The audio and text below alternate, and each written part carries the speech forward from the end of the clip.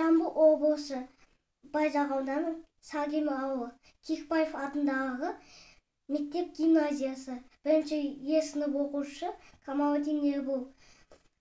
Ахмет Байтұрсынұлы оқуға шақыру. Балалар оқуға бар.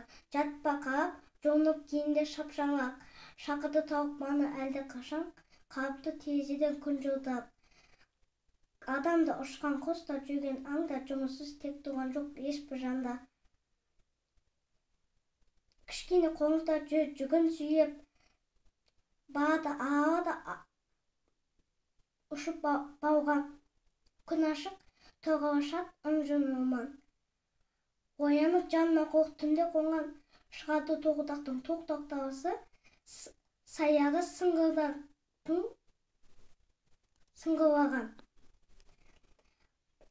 Өзенде балықшылар ау қарап жүр. Тоғайда олақтың дауысы шаң-шұң болған. Алалап ал кітапты қолдарыңа. Қолдарың Құдай сүймес жалқау